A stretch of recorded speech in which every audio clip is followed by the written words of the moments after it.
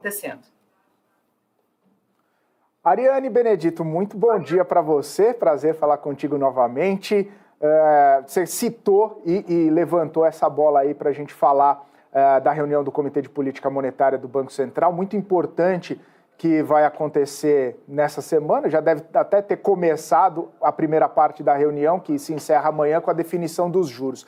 Muita expectativa, né, do mercado para saber como que vai ser essa reunião, especificamente como vai ser esse comunicado. O tom aguardado é um tom mais duro, inclusive com a própria percepção dos dirigentes indicados pelo presidente Lula de que o cenário segue bastante incerto. E na véspera, né, dessa decisão, a gente vê o presidente Lula, mais uma vez, criticando o presidente do Banco Central, falando palavras até mais contundentes, né, de trajetória política, enfim, vontade, talvez, do presidente do Banco Central de trazer uma percepção errada da economia do Brasil. Diz que o Brasil está bem, que o juro nesse patamar é muito alto.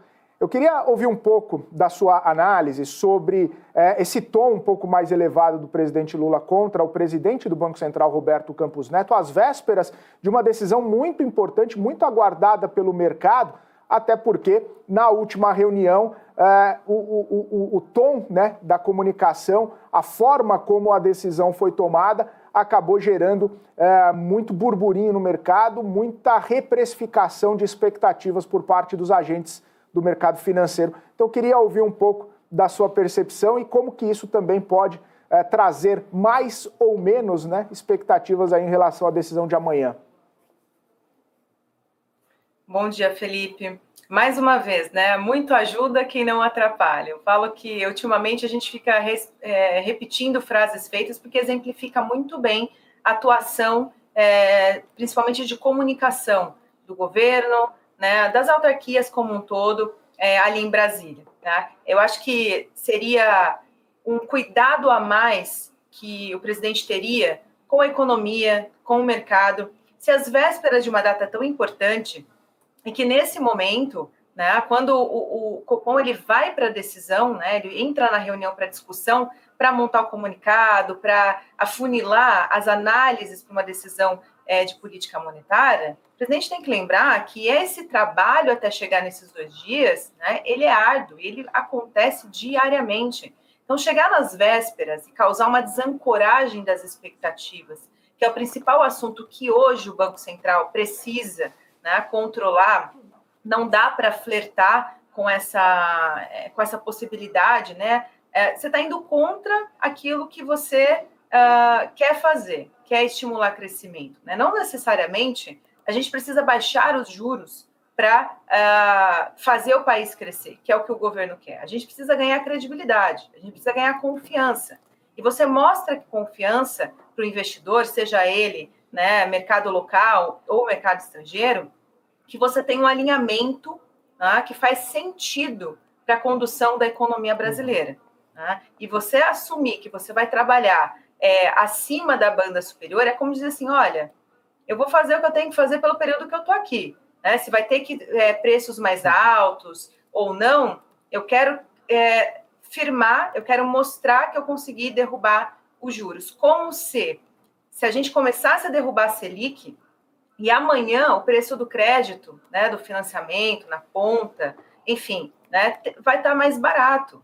Isso mostra tamanho desconhecimento dos mecanismos de macroeconomia, né? Porque quem faz o juros final na ponta é as expectativas. É por isso que o Banco Central não pode flertar com essa possibilidade, né? Porque, obviamente, exige que ele seja mais contracionista numa condição como essa, mas, de qualquer forma, se você não mostra responsabilidade, se você não mostra que você está no caminho, se o governo não mostra que ele está alinhado com o Banco Central para a estabilização econômica, que vai além só do controle de preços, né, você causa um juros ainda maior para o final, para a ponta final, né? Porque, dado o nível de desconfiança e de aversão a risco, que as instituições que estão cedendo esse crédito vão olhar e falar assim, olha, eu não me sinto confortável em ceder um crédito mais barato ou abrir né, a possibilidade para financiamento, para que o país cresça, porque o descontrole que pode vir pela frente me deixa desconfortável de ser mais brando no momento atual. Né? Então, baixar os juros não necessariamente vai trazer um custo do nosso crédito, do nosso financiamento para frente. E é o que não está acontecendo. Né? Então, o governo deveria estar trabalhando no sentido de corroborar, né, do entendimento do Banco Central e pensar melhor na comunicação. Né? Porque quanto mais as falas acontecem dessa maneira desordenada, sem estratégia, você tem uma piora do balanço de risco. E aí vira como se fosse um cabo de guerra, eu contra eles, né? Quando, na verdade, deveriam andar todo mundo para o mesmo sentido, buscando a estabilização econômica, que é o que faz sentido, e o que a população vai deixar de sofrer na ponta, né? Mesmo se eles precisarem ou optarem por fazer uma política mais contracionista para frente. É muito trazer para o presente algo que eles poderiam deixar com que a economia voltasse para o equilíbrio e trazer no momento certo, no momento correto, diminuindo essas oscilações bruscas, né? E quem perde, obviamente, é a classe que o senhor presidente tanto fala, né? Porque é historicamente comprovado que se você tem uma inflação mais alta, você está tirando o poder de compra das famílias essas, né? Que o governo não vai ter condições, dado o nível de fiscal, de ajudar de alguma forma, caso necessário. E aí, de novo, a gente retoma a um ciclo de aperto monetário, sendo que a gente poderia já estar, né, concluindo ali e dar continuidade, como foi nos 2 anos anteriores, de exemplo para o resto do mundo, né, de sentido de corte de juros, inflação mais controlada, e o Brasil no sentido de estabilização econômica. Né? Então, eles só estão complicando uma situação ainda delicada, sensível, que é a economia brasileira hoje. Ariane, e aí na decisão de amanhã, né? Mercado precificando já que vai manter a taxa de juros e falando sobre uma possível unanimidade, né? Como que você imagina que venha, né, essa decisão, essa comunicação e o entendimento dos diversos diretores do Banco Central? E o que significaria, né, essa unanimidade na manutenção dos juros? Traria novamente uma certa credibilidade para o mercado, não que tenha perdido, mas que acabou ficando um pouco arranhada naquela cisão, traria uma comunicação, traria um sinal importante para o mercado, essa movimentação mais unânime do Banco Central em torno de uma decisão?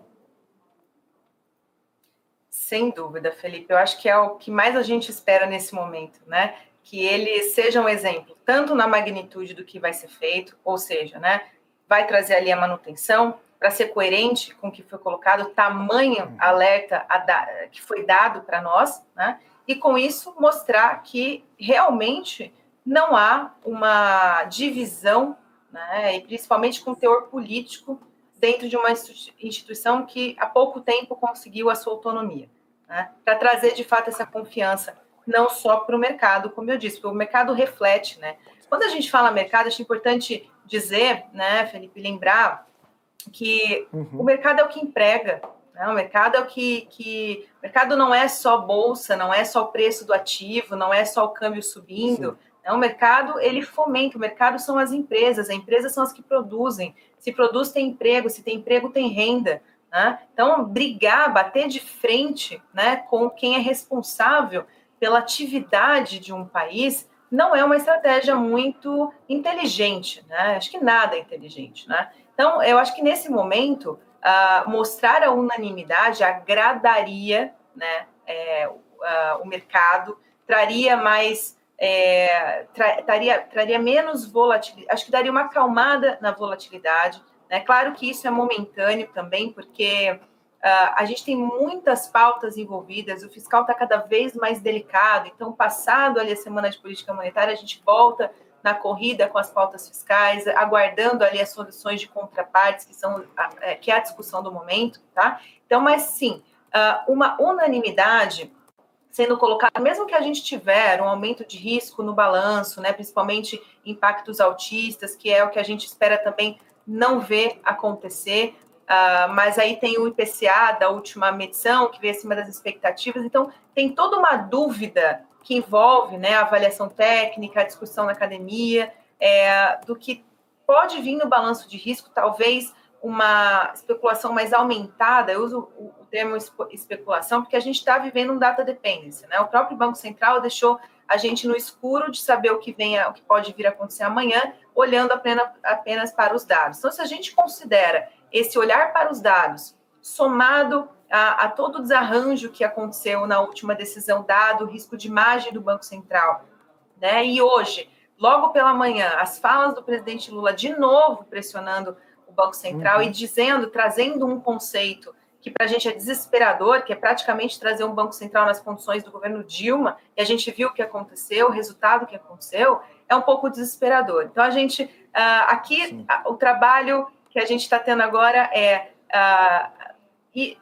o sentimento é de expectativa, que a gente gostaria, na verdade, que fosse a unanimidade, que eles viessem, mesmo com essa possibilidade de um balanço de risco aumentado no sentido autista, ainda todo mundo concordando, né, com as condições expostas ali, seja a magnitude de manutenção ou do 0,25, independente, mas que aconteça essa arrumação da imagem do Banco Central, né, e mas o sentimento que fica é de muita dúvida, olhando para esses últimos acontecimentos e vivenciando essas primeiras horas da manhã, a gente está com muita dúvida desse lado se realmente vai ocorrer essa unanimidade. Ariane, olhando, né, para todo este cenário